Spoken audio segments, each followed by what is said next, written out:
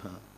सर्वमंगलमांगल्यं सर्वकल्याणकारकं प्रधानं सर्वधर्माणां जैनं जयतु शासनं जैनं जयतु शासनं।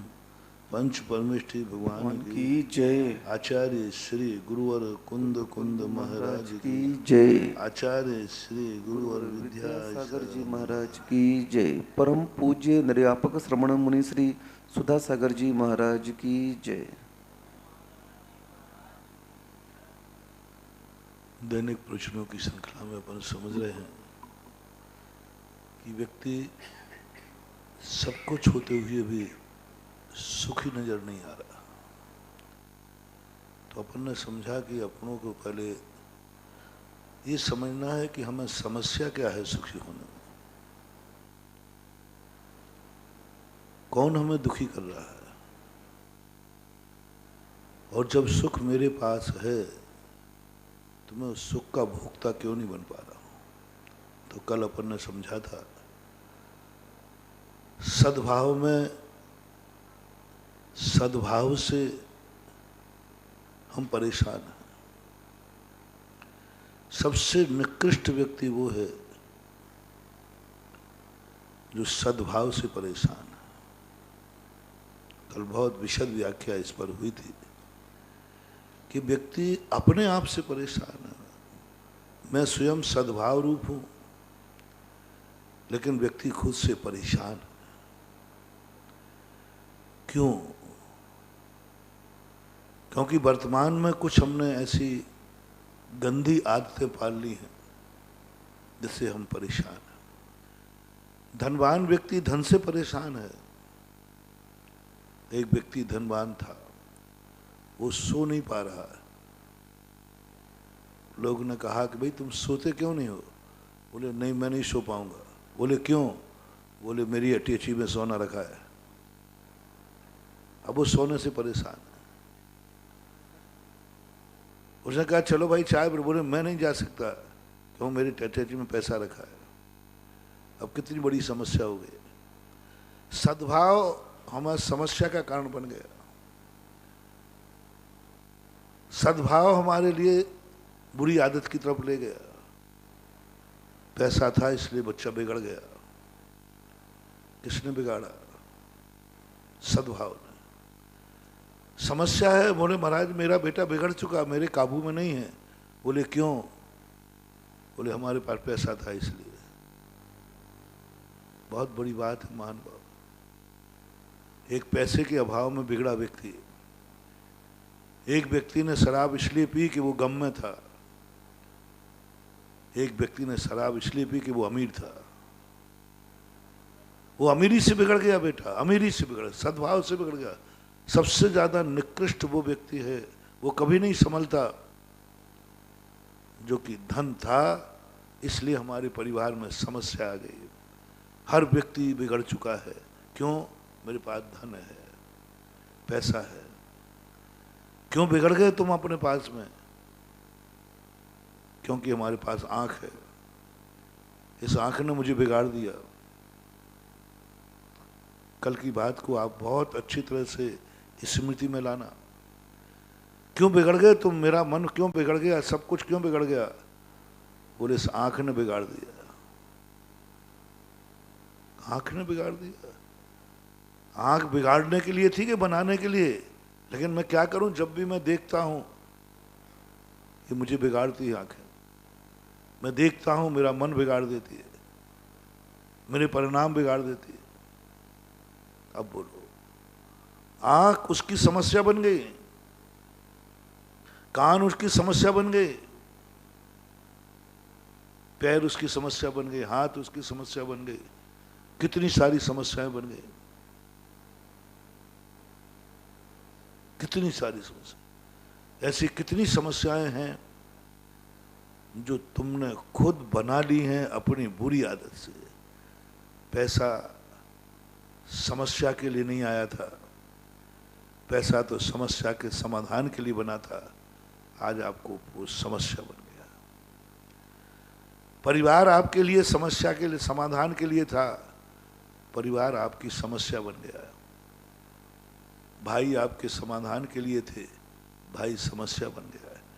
पड़ोसी आपकी समस्या के समाधान के लिए था, पड़ोसी समस्या बन गया है। थोड़ा विचार करें महानुभाव। हमारी खुद की सारी वस्तुएं जो हमारे पास हैं वो हमारे लिए समस्या बन गई। भोजन किया हमारे लिए समस्या बन गया। भूखे की समस्या अलग है, लेकिन भोजन समस्या बन गया। बोले भाई भोजन समस्या क्यों बन गया? वो तो ठीक है, वो तो कह रहा महाराज मेरे पास भोजन नहीं है, ये हमारी समस्या है। चलो बात जमती है कि भाई वो बेचारा है। लेकिन एक व्यक्ति कह रहा महाराज मेरे पास तो भोजन है, तो तुम्हें क्या समस्या है? बोले वही समस्या बन गई, मैंने वो खा लिया, मैं बीमार हो गया। भोजन समस्या बन गई। अब बोलो इसको कौन सुधारे? उस गरीब को तो अपन कह सकते हैं क्या भाई समस्या है? बोले साहब मुझे खाना नहीं मिला, चलो लो मैं दे देता हूँ। लेकिन एक व्यक्ति कह रहा है महाराज जी मुझे तो खाना है, उस खाने ही से समस्या है, अब उसका मैं क्या सहयोग करूं? भूखे का सहयोग करा सकता हूं, लेकिन जो कहता हूं महाराज मैं खाने से समस्या में हूं, मैंने खा लिया, मेरी समस्या बन गई। सावधान। अब इसको कौन मिटाएगा? किससे पूछे? कोई व्यक्ति कह रहा है कि महाराज मुझे, बोले महाराज मैंने पानी पी लिया, आइसक्रीम खा ली, मुझे समस्या हो गई। एक को तो नहीं मिला तो समस्या है, एक को मिल गया तो समस्या है। ये सबसे बड़ी बहान वो अपनी भूल है। कम से कम और पुरुषार्थ करें या ना करें, अभावों की समस्या छोड़ दो, वो हम तुम्हें शांति धारा से दिलवा देंगे। अभावों की समस्या सोच लो, मैं किसी समर्थ से तुम्हारी सहायता करा देंगे। गरीबी की समस्या छोड़ दो, मैं किसी अमीर से तुम्हारी सहायता करा देंगे। भूखे बैठे हो तो वो समस्या छोड़ दो, मैं किसी से रोटी दिलवा देंगे। लेकिन मेरा उनसे क्या कहूं मैं? उनके लिए मैं कौन सी शांति धारा बनाऊं जिनकी जिंदगी धन ही समस्या बन गई है, धन ने ही जिनकी जिंदगी बिगाड़ दी है। अब उसके लिए कौन सा विधान कराऊं? अब तो विधान एक ही तरीका है, एक ही तरीका है, बहुत निकृष्ट तरीका है तो सही, है तो सही, तरीका तो है। हमारे पास दो प्रकार के मंत्र होते हैं, एक उच्चाटन मारन का कहलाता है और एक सज्जनता का है। तरीका है, अमीर को भी सुधारने का तरीका है। गरीब ने जब मांगा कि महाराज मैं गरीब हूं, भूखा नहीं, खाने को नहीं है, रहने को नहीं है, कुछ नहीं है, मैंने सोचा इस दुनिया में कौन सज्जन है जो इस गरीब को रोटी दे देगा? कौन सज्जन है इस गरीब की सहायता करे? मैंने सज्जन ढूंढा, एक गरीब को, एक अभाव जिसकी समस्या है, हमने सज्जन ढूंढा। मैंने भगवान ढूंढा। ये बेचारा परेशान है अभाव से, कुछ भी नहीं है। मैंने भगवान को खोजा, भगवान की भक्ति में खोजा, भगवान के अभिषेक में, भगवान के इर्द गिर्द घूमना चालू कर दिया। किनके लिए? दुखी लोगों के लिए, अभाव के लिए, जो सब तरफ से उसके पास कुछ है ही नहीं, कभी कुछ है ही नहीं। ऐसे लोगों पर जब मुझे दया आती है, कोई भाई कह महाराज जी मैं देखो कुछ नहीं खा सकता, बीमार हूं, महाराज जी मैं कुछ नहीं कर सकता, मेरे पास खाने को है ही नहीं, पहनने को है ही नहीं, मेरे पास मकान नहीं, बच्चों को पढ़ाने को नहीं, मैं तुरंत सोचता हूं ऐसे व्यक्ति का सहयोग तो जरूर करना है।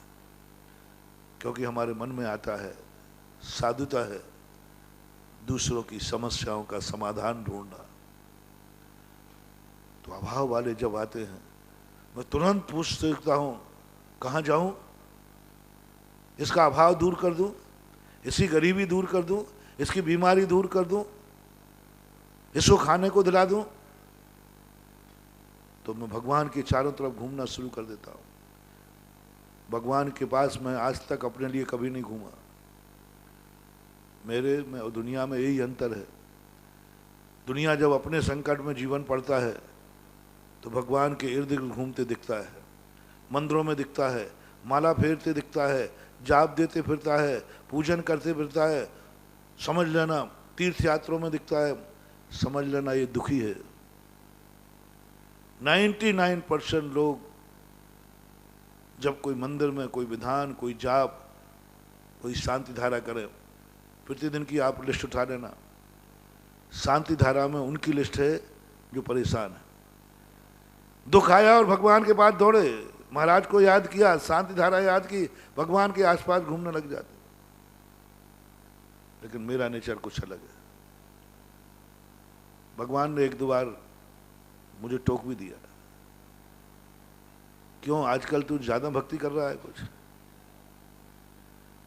आजकल तू बार बार दर्शन कर रहा है, आजकल तू बार बार मुझे याद कर रहा है, लगता है बेटा संकट में पड़ गया है, लगता है बेटा परेशानी में पड़ गया। तो मैं भगवान से कहता हूँ, भगवान आप गलत नंबर डायल कर रहे हैं, आपके पास जितनी भीड़ लगी रहती है उस भीड़ में मुझे गिन रहे हो। बोले तू संसार में है तो भीड़ जैसी है वैसी तो तू होगा। मैंने कहा यही तो आपका सबसे बड़ा नेचर गलत हो गया कि जो आपके पास आए, बोले मेरे पास तो आज तक जितने आए, आते ही समझ लेता हूं कि परेशानी है इसको कोई, तू भी इसीलिए आया होगा। मैंने कहा भगवान नहीं, आप गलत सोच रहे हो, अपने सर्वज्ञ ज्ञान को सुधारिए, अपने केवल ज्ञान को सुधारिए। आप भगवान है प्रभु, मैं जब अपनी परेशानी लेके नहीं आया है, मैं दुनिया की परेशानियों से परेशान हूं, उनकी परेशानी दूर करने के लिए आपके आंधों पर घूम रहा हूं। मुझे नहीं याद है कि मैं कितने बार अपने दुख दूर करने भगवान के पास गया, शायद बहुत कठिन। मुझे नहीं याद है कि कभी मैंने अपने लिए कोई शांति धारा कभी करने का मन हुआ है।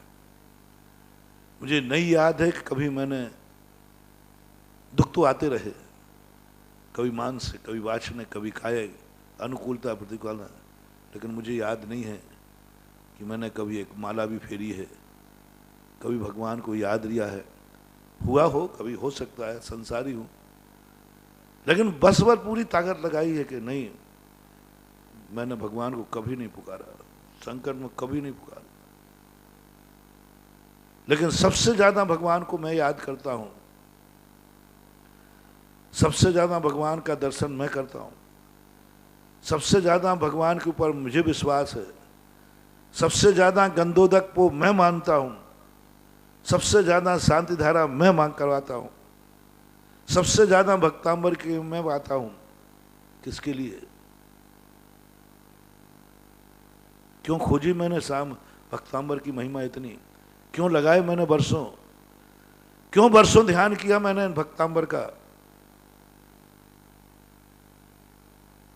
भक्तांबर भी सोचता होगा, इतनी महिमा गाता है, इतना ध्यान करता है, इतना सब कुछ करता है, लेकिन अपने लिए तो कुछ करते ही नहीं है।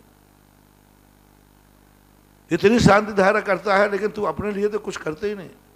हाँ, मर जाऊं मांगू नहीं अपने तन के काज, परमारथ के कारण मोह न आवे लाज। मैंने तो मन किया है कि हे भगवान, जिंदगी में कभी मुझे अपनी समस्याएं दूर करने के लिए प्रभु दुनिया के दरवाजे तो जाने ही नहीं पड़े, दुनिया के सामने तो गिड़गिड़ाना ही ना पड़े, दुनिया के सामने मुझे याचना ना करना पड़े।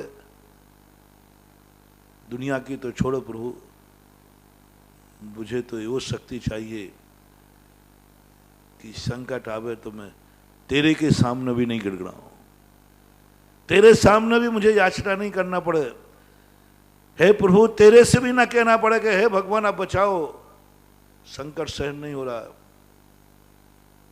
बस मेरी जिंदगी में मुझे संकटों से कोई फर्क नहीं पड़ता, जितने संकट हैं आ जाने दो,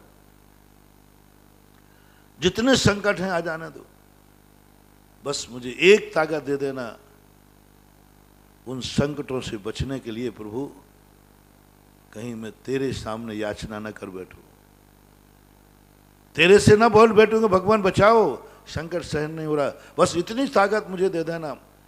मैं तुम्हें संकट निवारण करने की बात नहीं कहता हूं, कहूंगा भी नहीं कि भगवान तुम मेरे संकट दूर कर दो, बस मुझे तो एक ताकत दो कि मैं उन संकटों को सहन कर सकूं, सहन कर सकूं। मैं कभी भी किसी संकट से नहीं डरता, बस एक ही बात लगता है कि भगवान उस संकट से कहीं मैं घबरा नहीं जाऊं, उस संकट में कहीं मैं अपनी स्वाधीनता ना खो दूं, कहीं उस संकट में मैं तुझे भी ना पुकार लूं। मैं तुझे समस्याओं के समाधान के लिए मैंने तुझे भगवान नहीं बनाया है, महज समस्याएं दूर करने के लिए मैंने तुझे भगवान स्वीकार नहीं किया है। तू वो शक्ति है, तेरे जैसा महान व्यक्ति को मैं अपनी समस्याएं दूर करने में लगा दूं। तू जब मिले तो मैं कहूं कि भगवान मेरी समस्याएं दूर करो, इसमें लगा दूं। जितनी देर मैं तुझे अपने संकट दूर करने में लगाऊंगा, उतनी देर मैं तेरा दर्शन करूंगा तो मैं तेरे जैसा बन जाऊंगा। महानुभाव, बहुत बड़ी बात मैंने खोजी है, मैं अपने लिए लागू करता हूं। भगवान जैसी महाशक्ति अपन को मिली, अपन ने पहचान ली, अपन जान गए कि महाशक्ति है। इसके लिए हम छोटी छोटी बातों को दूर करने में, छोटी छोटी समस्याओं को दूर करने में इतनी बड़ी महाशक्ति का समय खराब करेंगे। महान आत्माएं बहुत छोटे समय के लिए मिलती हैं, पहली बार तो मिलती नहीं, मिल जाए तो हम पहचानते नहीं, पहचान लें तो उनको हम छोटी छोटी बातों में लगा दिया, अपनी समस्याएं सुलझाने में लगा दिया। पूरी जिंदगी भर हम मंदिर आए, हर दिन कोई ना कोई समस्या लेके आए। हमेशा महानुभाव, जब भी कोई बड़ा आदमी तुम्हें मिले, बड़ी शक्ति कोई मिले, तो उसको अपनी समस्याएं दूर करने में मत लगाना, उसको समझने में, उसकी जिंदगी को अपने जीवन में उतारने में लगा देना।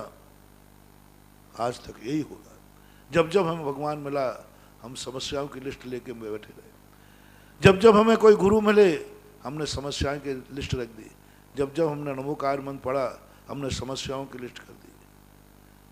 मिल गया, अपन को मिलेगा, समस्याएं दूर होंगी, लेकिन क्या हो गया, क्या हो गया? चक्रवर्ती मिला था, हमने अपनी भूख मिटाने के लिए कहा मिले माए रोटी, रोटी मिल गई, क्या हो गया? शायद चक्रवर्ती को खुश कर लेते, चक्रवर्ती के गुण अपन उतार लेते। देखना, बहुत सरल उदाहरण दिया मैंने। एक भूखा व्यक्ति चक्रवर्ती के पास पहुंचा, भूख से परेशान था, रोटी मांगी, मिल गई, समस्या दूर हो गई। 6 घंटे बाद फिर शायद उसकी बड़ी, इतनी बड़ी शक्ति मुझे मिली है, इतनी बड़ी शक्ति मिली, एक छोटी सी रोटी में इनका समय खराब करूं? नहीं नहीं, इतना मैं चक्रवर्ती को समझने का प्रयास करूंगा। ये चक्रवर्ती क्यों बना, कैसे बना, क्या रूप है? यदि उसका एक अंश भी मेरे में आ गया तो हम कल खुद चक्रवर्ती बन करके बैठ जाएंगे। मंदिरों में भी भगवान को भी बहुत बड़ी शक्ति मिली है अपन को, बहुत बड़ी शक्ति। मुझे तो बहुत गर्व है कि हे प्रभु, ऐसे पंचम काल में, हीन संगन में, ज्ञान की कमजोरी में भी मैंने आप जैसे हीरा को पहचान लिया, आप जैसे भगवान को पहचान लिया मैंने। वाह रे वाह, अपनी मति को शाबाशी दो, अपनी पीठ ठोको, अपन लोग कम नहीं है रे, बहुत ताकतवर।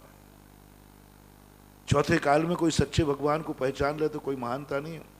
अपन तो कुछ भी नहीं, अंधेरा है चारों तरफ से, ज्ञान भी छोटा है, इसके बावजूद भी सच्चे भगवान को पहचान लिया। सच्चे भगवान प्रभु, मैंने तुम्हें पहचान लिया, देखो इस पंचम काल में पहचान लिया। मैं तुझे कोई छोटे मोटे कार्यों में नहीं लगाऊंगा, तू बहुत बड़ी शक्ति है, बहुत बड़ी समस्याओं को मत ले जाओ बड़ों के सामने। सच्चा छोटा आदमी बड़ों की कीमत समझता है, वो कहता नहीं, इतनी बड़ी शक्ति से मैं छोटे मोटे काम कराऊंगा? कई लोग छोटा मोटा को देता, चलो महाराज को समाचार दे देते, वो तो अपने गुरुजी हैं। बोला महाराज जी आज आशीर्वाद दे दो, आप शांति धारा कर देना। बोले क्या हो गया? बोलो महाराज जी आज बाहर जा रहे थे, थोड़ा सा कांच लग गया। बोलो, कांच एक सुई से निकल सकता है, कांटा एक सुई से निकल सकता है, लेकिन तुमने उस कांटे की समस्या को दूर करने के लिए कितनी बड़ी शक्ति का समय खराब किया। महाराज सुनेंगे तुम्हारी बात सुनेंगे। सुनने में महाराज का समय जाएगा 2 मिनट, फिर सुन के विचार करेंगे 2 मिनट उसमें जाएगा, फिर दूर करने का भाव करेंगे। आपने 6 मिनट खर्च कर दिए। कितनी बड़ी शक्ति का, कितनी बड़ी शक्ति का। शायद उस शक्ति को हम पहचान लेते तो हम शायद गुरु के पथ पर चलने के लायक हो जाते। जो गुरु मिले थे हमारे लिए गुरु बनाने के लिए, हमने मात्र एक कांटे की समस्या समाधान में गुरु का समय खो दिया। इसलिए आचार्य श्री ने लिखा, गुरु का क्षण, साधु का क्षण और अन्न का कण कभी बर्बाद नहीं करना। नियम करें आज, जिन जिन शक्तियों को तुम बड़ा मानते हो, उन शक्तियों के सामने आप अपनी छोटी मोटी समस्या नहीं रखेंगे। वे पूछेंगे भी क्यों आज तू लेग के क्यों चल रहा है? कुछ नहीं महाराज, कुछ नहीं, वो थोड़ा लग गया था, अभी जाके कांटे निकाल लूंगा। वो पूछ सकते हैं क्या बात है, पैर से लेग के चल रहा है, कुछ तकलीफ है? नहीं नहीं महाराज कोई बात नहीं, ऐसे ही लगता रहता है, कूदता रहता है, अभी निकाल लूंगा। गुरु को समस्या में मत डालो, उनका क्षण एक समय कीमती है। 2 मिनट जो तुम्हारी बात सुनने में उन्होंने लगा दिया, 2 मिनट शायद चिंतन करते तो सारा जगत का कल्याण कर सकते थे। 2 मिनट में ऐसी एनर्जी पैदा कर सकते थे, 2 मिनट के अंदर ऐसी तत्व दृष्टि ला सकते थे, 2 मिनट के अंदर गुरु के अंदर ऐसी शक्ति जाग जाती कि तुम्हारे तो क्या सारे जगत के संकट दूर हो जाते। लेकिन हमने उनको सीमित कर दिया। तो मेरा तो नेचर है, भगवान को मैंने पाया है समस्याओं के समाधान के लिए नहीं, भगवान को मैंने पहचाना है समस्या समाधान के लिए नहीं, भगवान की मैंने पूजा की है समस्या समाधान के लिए नहीं, भगवान की मैंने महिमा जानी है समाधान के लिए नहीं, मैंने तो पूजा है उनको उन जैसा भगवान बनने के लिए। भगवान ऐसे नहीं तो तू फिर क्यों आता है? दूसरा कारण है महाराज, भगवान मैं साधु हूं और उत्कृष्ट प्रकार का साधु नहीं हूं, पंचम काल का हूं। मैंने अपने दुख तो सहन कर लिए, मैं अपने दुखों से तो भयभीत नहीं हूं, मुझमें तो ताकत आ गई, लेकिन मेरे से दूसरों के दुख देखे नहीं जाते। साधु की पहचान है, वो कभी ये नहीं कहता कि भगवान, कभी साधना करते समय भाव नहीं लाता कि हे भगवान मेरी साधना ऐसी हो कि मेरी आंख में कभी आंसू ना आए, मेरे पैर में कभी कांटा न लगे, मेरे जीवन में कभी संकट नहीं आया। ये कभी साधु को स्वप्न में भी भाव नहीं आता, और जितने % में आता है साधुता उतनी खंडित है, कभी नहीं आता। लेकिन साधु का एक वीक पॉइंट होता है, स्वउपयोगी साधु का, कि वो दूसरे की आंख में आंसू नहीं देख पाते, वे दूसरे के पैर में कांटा नहीं देख पाते, वो दूसरे के रास्तों में कांटे सहन नहीं कर पाते, वे दूसरे को दुखी नहीं देख सकते। भगवान ये कमजोरी कहो या सज्जनता कहो, वो निर्णय आपके ऊपर छोड़ता हूं, लेकिन मैं जो आपके पीछे घूम रहा हूं अपने लिए नहीं, ये जगत के आंसू पहुंचने के लिए। मैंने भक्तांबर की महिमा समझी है जगत के दुख दूर करने के लिए, मैंने शांति धारा की महिमा समझी है जगत के दुख दूर करने के लिए। मैं जितनी भी महिमा बोल रहा हूं भगवान एक ही बात है कि आपका दर्शन, आपका अभिषेक, आपका भक्ति सारे जगत के संकट दूर कर दे। मैंने एक दिन कहा था, अगर जोर मारो चाले, तो मेरी एक तमन्ना है कि मेरी यह शांति धारा, भगवान की नहीं, मैं कराता हूं, मैं भगवान का गंधोदक संसार की हर व्यक्ति की समस्या का समाधान करने में कारण बन जाए। इतनी महिमा करना चाहता हूं भक्तांबर की, इतनी महिमा करना चाहता हूं गंधोदक की, इतनी महिमा चाहता हूं। मेरी तमन्ना है, जब आप मैं बोलता हूं तो तुम्हें मालूम है मेरा रोम रोम पुलकित होता है। कैसे करूं, क्या करूं कि प्रभु तेरे चरणों की सरज से संसार के हर व्यक्ति की समस्या का समाधान कर दूं, हर व्यक्ति के आंसू पहुंच लूं, हर व्यक्ति जो भी तेरे दरवाजे रोते रोते आवे, हर व्यक्ति तेरे दरवाजे से हंसता हंसता लौटे, उछलता हुआ लौटे। ये भावना है मेरी। रोते रोते शांति धारा करावे, और जैसे ही शांति धारा होवे तो आनंद से उछल जाए।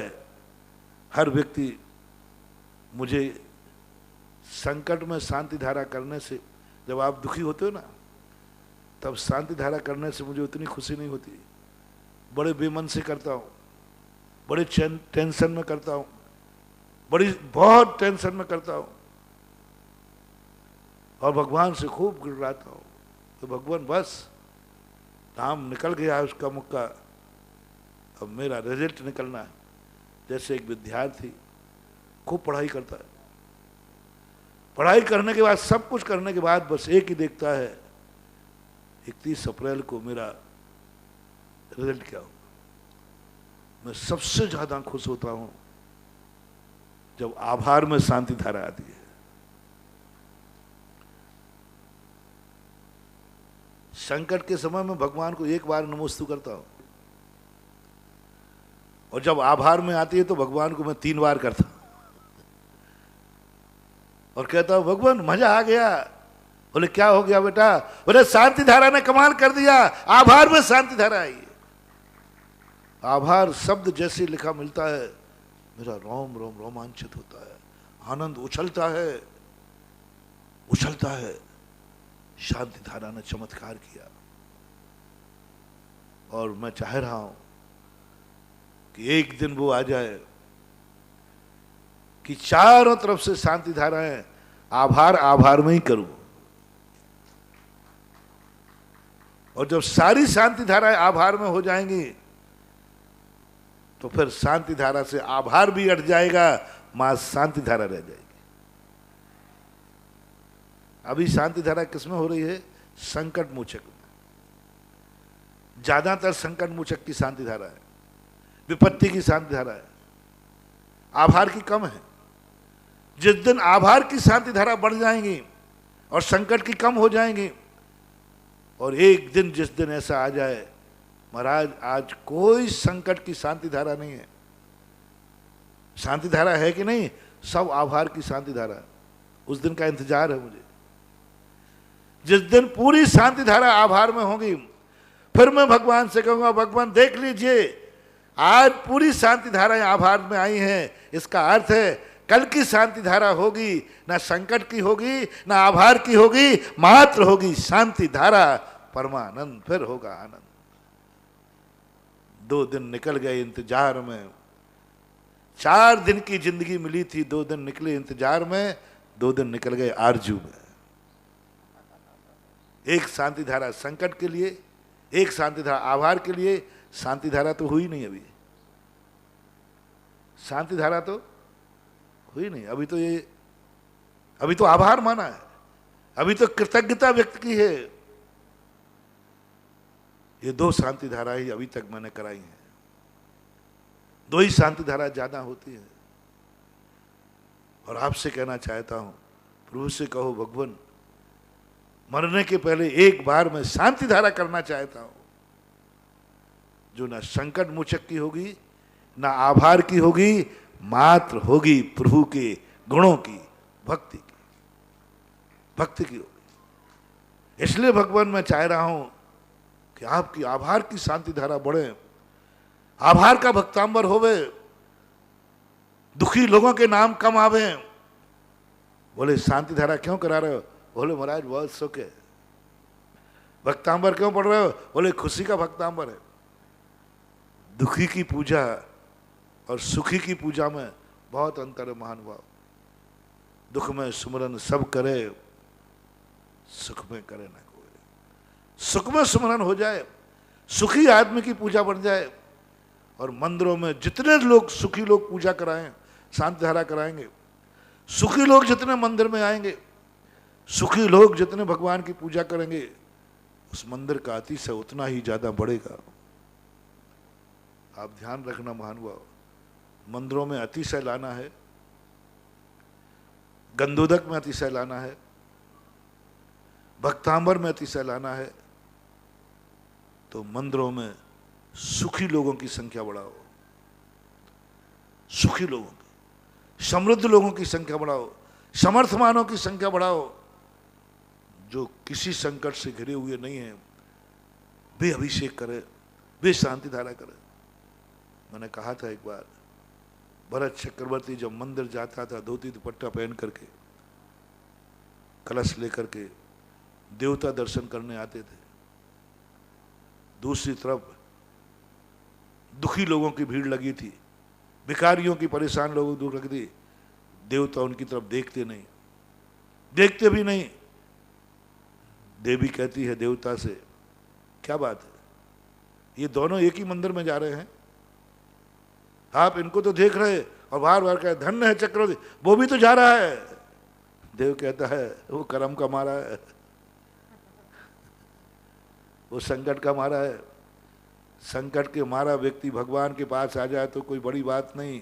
संसार तो वो है जो अटके पे गधे को बाप कह रहा है, ये तो भगवान को ही भगवान कह रहा है। अटकी तो यहां तक चली जा रही। ये है चक्रवर्ती भक्त। बोले इसकी कोई आवश्यकता नहीं है, इसको कोई समस्या नहीं है, कुछ भी नहीं है, सब तरफ से सुखी है, फिर भी देखो मंदिर जा रहा है, देवता उसको जय जयकार करने लग जाते हैं। बंधु, आप लोगों से मेरा कहना है, बार बार कहता हूं, सुख का दिन सदा भगवान के दरबार में व्यतीत कर रहा।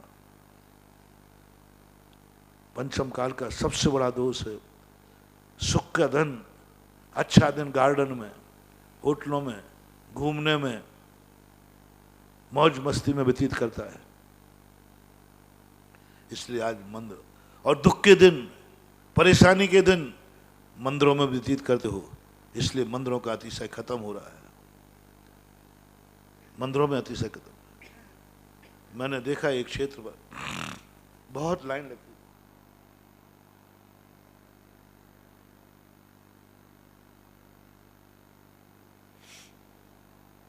बहुत अच्छा संस्मरण,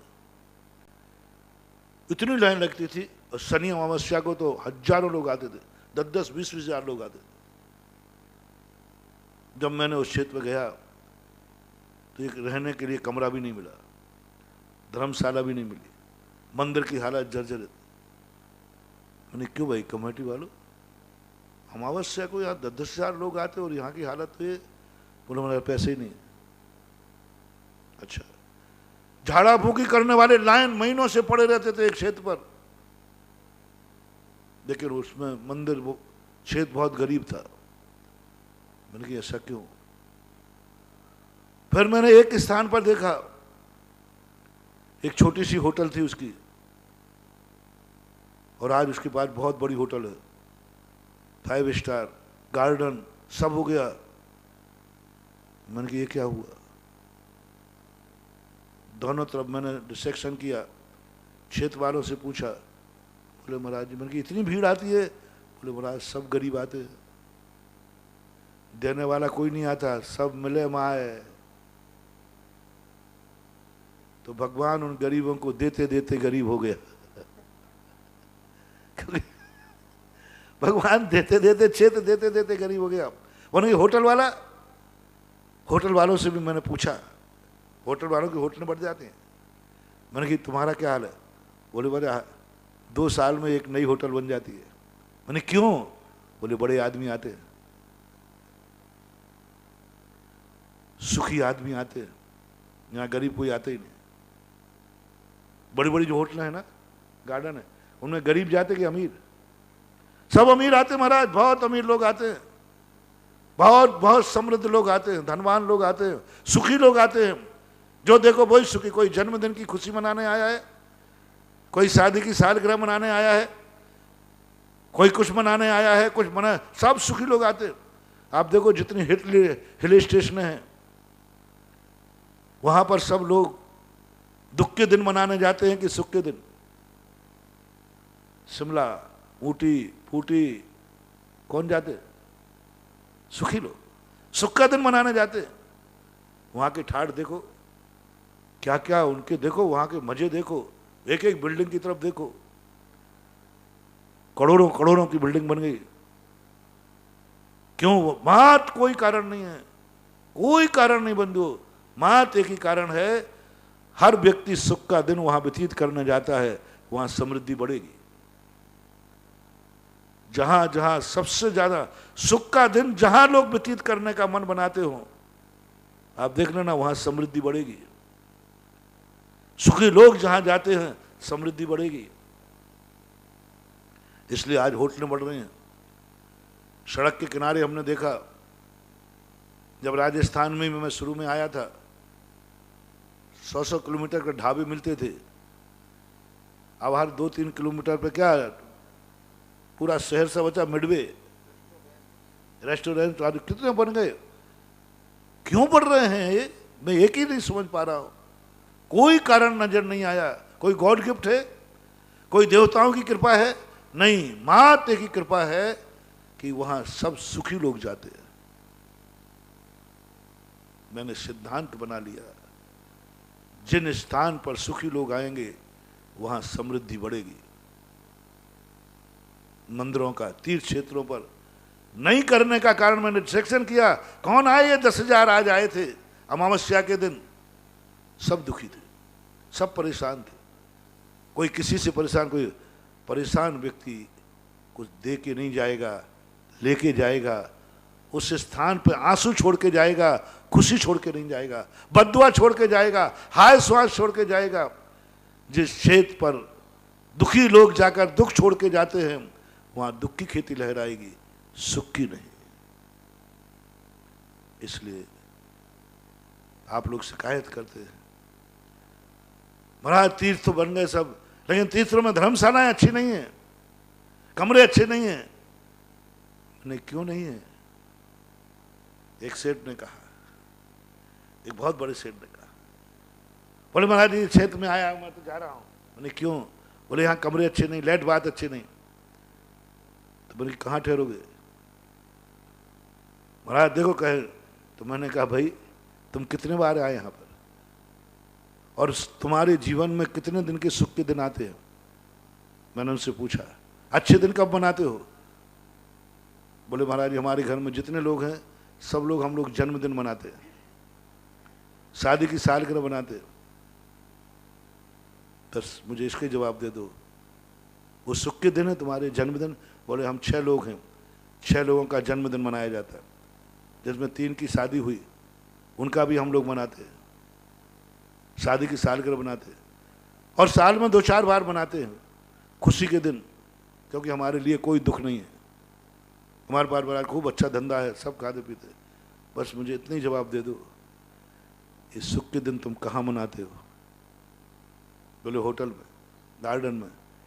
तो मैंने कहा आप जैसा अमीर जिन होटलों में जाएगा वहीं तो समृद्धि होगी। क्षेत्र पर तो तुम पहली बार आए हो, और वो किस लिए आए हो? उन्होंने कह दिया महाराज जी बीमारी के लिए आया हूं, दूर करने के लिए, दुख के दिन में आया हूं। किसी ने कहा कि महाराज जी हम वहां चले जाओ, इसलिए मैं आया हूं। मैंने कहा इस क्षेत्र का कब विकास होगा? तुमने क्षेत्र को चुना तो दुख के दिनों में चुना, आंसू बहाते हुए यहाँ आंसू बोके जाओगे, खुशी की खेती नहीं होगी। और तुम्हारे तो हर साल 5-7 कार्यक्रम होटल में होते हैं। मैं गारंटी देता हूं सारे अमीरों से ले, जो खुशी के दिन तुम होटल में मनाते हो, वे खुशी के दिन मेरे तीर्थ क्षेत्र पर मनाने लग जाओ। तीर्थ क्षेत्र की धर्मशालाएं 7 स्टार नहीं 9 स्टार कर दूंगा। बस बड़े आदमी एक नियम ले ले, खुशी का दिन बिताऊंगा तो तीर्थ क्षेत्र पर बिताऊंगा, और दुख का दिन बिताऊंगा और इन सारे जो बड़े हिल स्टेशन है ना, इनका दिवालिया निकाल दूंगा। बस एक नियम लेना है, अमीर आदमी जब भी दुखी होवे हिल स्टेशन घूमने जावे, गार्डन में जावे, जहां तुझे जाना वहां जाए, होटलों में जावे दुखी के समय। इन सब होटलों की दिवालियां निकल जाएंगे। विचार ही नहीं कर रहे, हम आरोप लगाते कमेटियों पर, बड़े आदमी आरोप लगाते कमेटियों पर, यहां व्यवस्थाएं नहीं है। अरे तुम आते कितने बार हो, दुख के दिनों में आए हो, सुख के दिन में आने का प्रयास करो। बंधुओं, इस भगवान को भी हमें समृद्ध बनाना है, इस भगवान को भी अतिशयकारी बनाना है।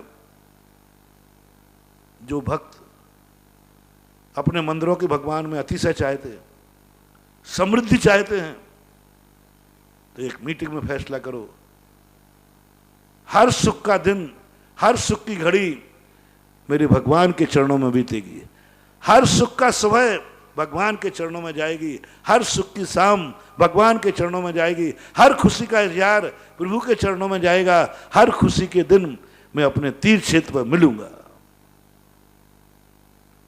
मैं वो हवा चाहता हूं। आज मंदिर में भीड़ क्यों आ रही है, आज लोग क्यों आए?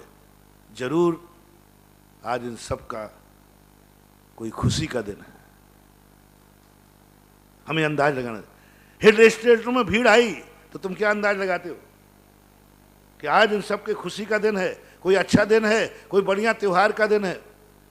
मंदिरों में भीड़ आते ही लगाते, ये आज इसमें सब लोग क्यों आए, लगता है सब दुखी हैं।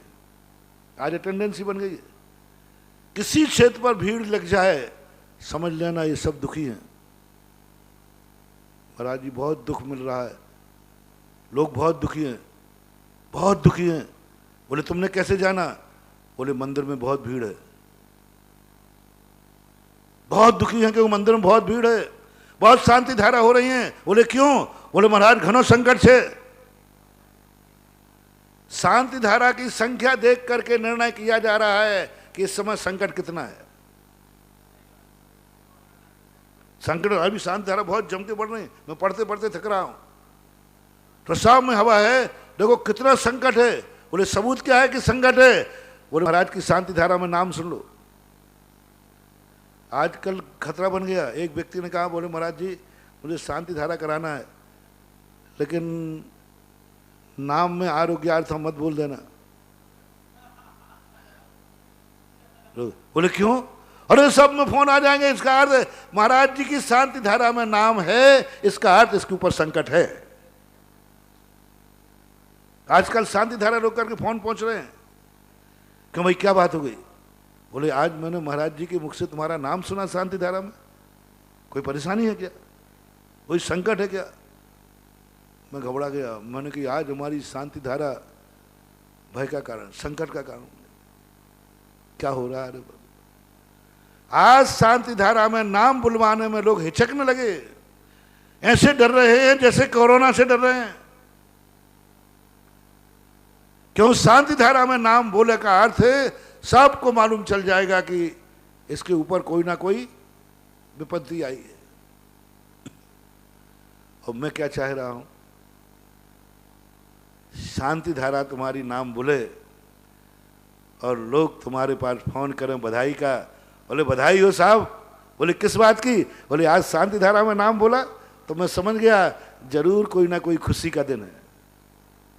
अंतर समझना कितना आ रहा है? थोड़ा सूक्ष्मता से डिसेक्शन करना मनोविज्ञान में। शांति धारा में नाम सुनकर के सबने समझ लिया इसके ऊपर संकट है, और शांति धारा में नाम सुन के समझ लिया कि इसकी कोई खुशी का दिन है।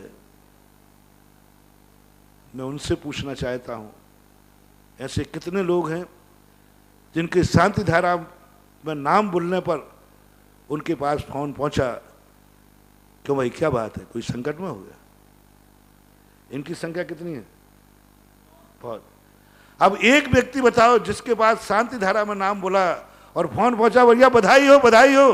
बोले क्या बात है, आज शांति धारा में नाम बोला, जरूर तुम्हारा कोई खुशी का दिन है। ऐसे नाम कितने, अभी तक तो कहीं नहीं आया होगा शायद। शांति धारा में नाम बोलने पर उसको बधाई मिली हो, जन्मदिन कुछ नहीं बोला हो, नहीं वो आगे पीछे कुछ नहीं बोला गया। वो जन्मदिन बोलने पे तो पहुंच जाएगी, शादी की सालगिरह पे तो पहुंच जाएगी। कुछ नहीं बोला, मात्र अकेला नाम बोला है, बस नाम बोला, कुछ नहीं बोला, ना संकट बोला ना सुख बोला, कुछ नहीं बोला, अकेला नाम बोला है। तो बोलो दुनिया की वोटें डलवाओ, इस व्यक्ति का नाम बोला गया, आज महाराज ने शांति धारा बोली है। अब शेयर लगाओ इस बाजार में, एक लगावे शेयर कि जरूर इसके ऊपर संकट है, दूसरा लगावे जरूर इसके खुशी का दिन है। कौन सा शेयर बड़ा मिलेगा? वोटें किस तरफ ज्यादा जाएंगे? कर लो एक बार, नहीं हो तो बुलवा के देख लो, आप बुलवा के देख लो आप एक नाम, बिल्कुल कुछ नहीं बोलूंगा आगे पीछे, फलाने चंद बस नाम बोल के छोड़ दूंगा। और आप सारी दुनिया में फोन करके पूछना, यही आएगा। ज्यादातर लोग उस पक्ष में होंगे, जरूर उसके ऊपर संकट है, कोई परेशानी में है, क्योंकि आज महाराज नाम बोला है। यह है कलयुग,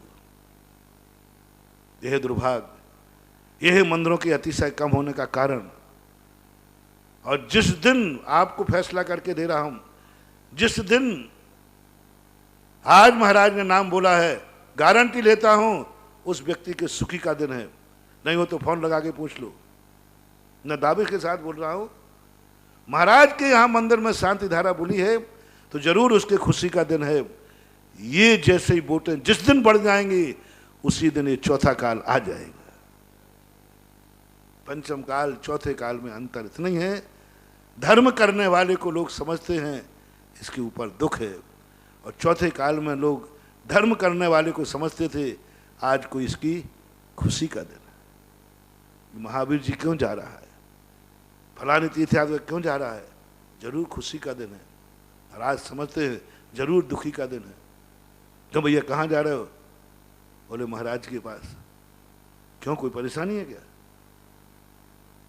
कोई परेशानी है क्या? यही कहेगा 100%।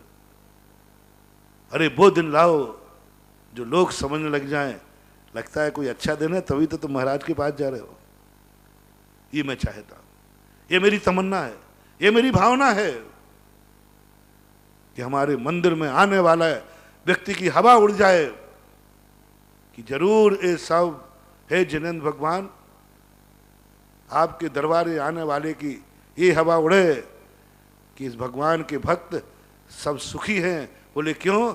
क्योंकि सुबह से वहां अभिषेक की लाइन लगती है, क्योंकि सब सुखी होते हैं। तो ऐसी स्थिति में जब अपन स्वभाव की तरफ आ जाएंगे, मात्र ओरिजिनल शांति धारा, बस आभार नहीं, कुछ नहीं। भगवान मैं अभी आपके चक्कर इसलिए लगा रहा हूं, मेरा सुबह का कीमती टाइम है, बहुत कीमती टाइम है। कई कार्य मेरे वहां से शांति धारा के कारण से, मैं शांति धारा से बहुत परेशान हूं, लेकिन करूं क्या, करुणावान हूं कि मेरी 10 मिनट की शांति धारा बोलने से तुम्हारे आंसू सूखते हैं, संकट दूर होते हैं। तो हमारा क्या बिगड़ता है, तुम्हारी बिगड़ी सुधरती है। मैंने कई बार कहा कि मैं नहीं जाऊंगा कई बार मुझे जाना परेशान है साधा कहीं मैं सोच के लिए थोड़ा दूर जाना, अरे शांति धारा का समय हो गया, भगवान की भक्ति करता हूं, मन लगता है कि थोड़ा और कर लूं, तुरंत वो आवाज आती सुरेश की, बम बम, और मन की चलो शांति धारा में चलना है। तो कई बार मन झुंझलाता, नहीं जाना है, मैं अपने लिए तो कराता नहीं हूं और मुझे जरूरत भी नहीं, मैं क्यों अपना समय खो। तो तुरंत मन कहता है बाबा जी बाबा जी बाबा जी, तुम्हारे 10 मिनट का समय देने में उनकी जिंदगी संभलती है, एक मां नुपूती होने से बचती है, एक स्त्री विधवा होने से बचती है, बच्चे अनाथ होने से बचते हैं, और चेहरे पर मुस्कान आ जाती है। तो इससे सस्ता उपकार और क्या होगा। तुम्हारे 10 मिनट से उनकी जिंदगी संभल गई। बस भगवान इसलिए मैं तुम्हारे चक्कर लगाता रहता हूं, ये मत समझना कि मैं अपने लिए लगाता हूं। आता है, आना चाहिए, लेकिन मेरी खुशी यदि तुम चाहते हो, यदि तुम चाहते हो कि मेरा गुरु खुश नजर कब आएगा, अभी पहला नंबर, पहली खुशी, जब जब तुम आभार में शांति धारा कराओगे, आभार में पूजा करोगे, आभार में नमोकार मंत्र की माला फेरोगे, आभार में भक्तांबर पढ़ोगे, तो मैं बहुत खुश नजर आऊंगा। बहुत खुशी होती है। और अंतिम खुशी उस दिन होगी, उससे होगी शांति धारा। किसके लिए? शंकर, नहीं गुरुदेव। किस लिए? आभार के लिए? बोले नहीं गुरुदेव। किस लिए? मात प्रभु की शांति धारा करना है। अच्छा, उस शांति धारा में तो मेरा इतना आनंद आएगा कि भगवान आज भी लोग आपकी ओरिजिनल शांति धारा करने आने लगे हैं। अब आभार का भी समय नहीं रहा, क्योंकि आभार का समय तो कर चुका हूं।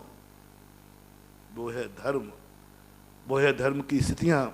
ऐसे धर्म के लिए जब अपन के जीवन में उतारना है, तो अपनी समस्या चल रही है कि वो समस्याएं जो हमारी खुद की समस्याएं हैं, हम खुद अपने आप से परेशान हो रहे हैं, हमारी बुरी आदतों से।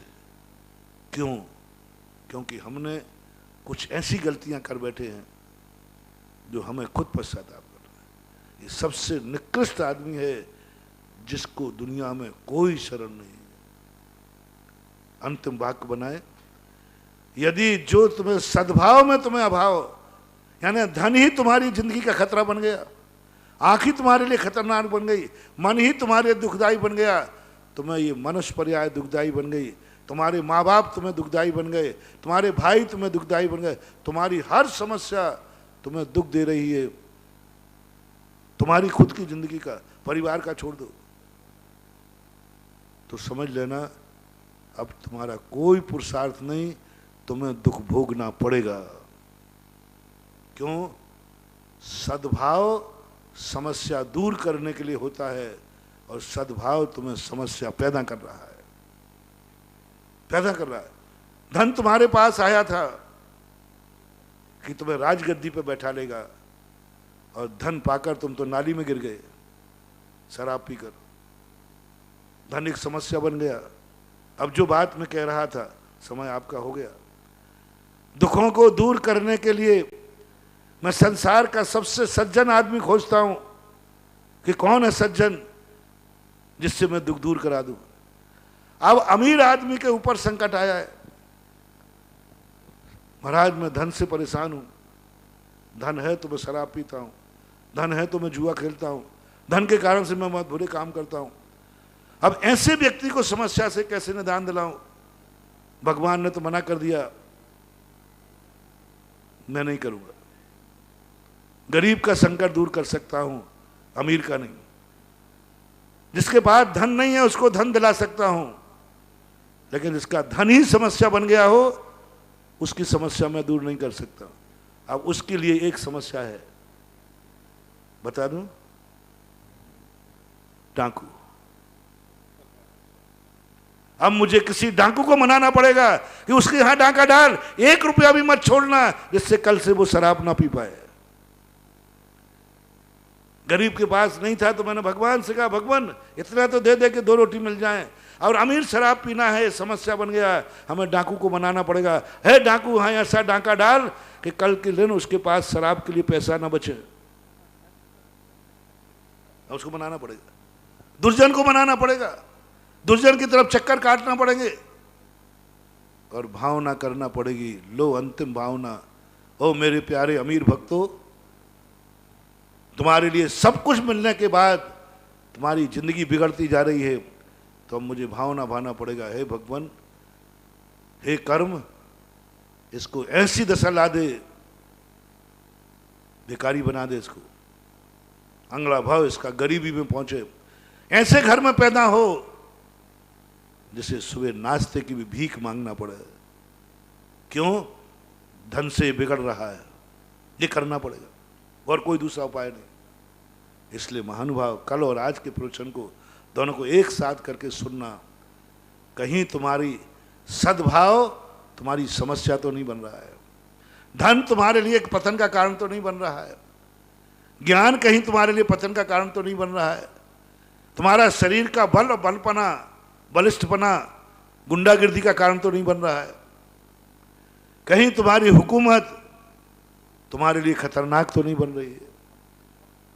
कभी मत बनने देना। जो चीजें अपन को मिली है ये पुण्य के उदय से मिली है, और पुण्य कभी भी समस्या पैदा नहीं करता, समस्याएं दूर करता है। और यदि फिर भी आपको समस्या बन गई हो तो सावधान, मुझे डाकू भेजना पड़ेगा। तुम भक्त हो तो तुम्हारी समस्या तो समाधान करूंगा। चेत जाओ रे, चेत जाओ, तुम्हारे गुरु को डाकू को मनाना पड़ेगा, क्योंकि तुम्हें सुधारना है। तुम्हें सुधारने के लिए मुझे गरीब बनाना पड़ेगा, तुम्हारे सुधारने के लिए मुझे अंधा बनाना पड़ेगा, क्योंकि तुम्हारी आंख बुरी है, आंख पाकर तुम्हारी आंख बुरा देखती है। अब मैं क्या करूं? अंधा था, भगवान इसके अंधा है, भगवान कहते विचार करता हूं। मैंने कहा भगवान ये आंखों वाला है, बिगड़ रहा है, तो भगवान कहते मैं अंधा नहीं कर सकता, अंधे को आंख दे सकता हूं, आंख वाले को अंधा नहीं कर सकता। अब तुझे सुधारना है तो भावना भाना पड़ेगी, हे भगवान इसको अंधा बना दे, अन्यथा ये बिगड़ जाएगा, आंखें इसकी बिगड़ जाएंगी, ये बुरा देखता है, इसकी दृष्टि बुरी है। अब सुधारने का एक तरीका है आंख वाले को कि इसकी आंख फूट जाए, ये अंधा हो जाए। सुधरेगा जब ही वो, बिना उसको सुधरने वाला नहीं। मत करो रे ऐसा भाव, धर्म की मार से सुधर जाओ, कर्म की मार से सुधरोगे, वो अंधा कर देगा। कर्म बहुत दुष्ट है। दो ही तरीके हैं सुधारने के, एक तो धर्म, एक कर्म। धर्म अंधे को आंख देता है, कर्म आंख वाले को अंधा कर देता है, लेकिन सुधार देगा दोनों। एक अंधा बना के सुधारेगा और एक आंख दे के सुधरेगा। अब जैसे आपको मानना हो, समय आपका हो गया, 24 घंटे आपको दिए जाते हैं, निर्णय करना। महावीर भगवान की बोलिए। परम पूज्य निर्यापक श्रमण मुनि पुंगव श्री सुधासागर जी महाराज की जय। समस्त मुनि संघ की जय। जिनवाणी के ज्ञान से सूझे लोकालोक, सो वाणी मस्तक धरूं सदा देत हूँ ढोक। हे जिनवाणी भारती तो ही जबो दिन रेन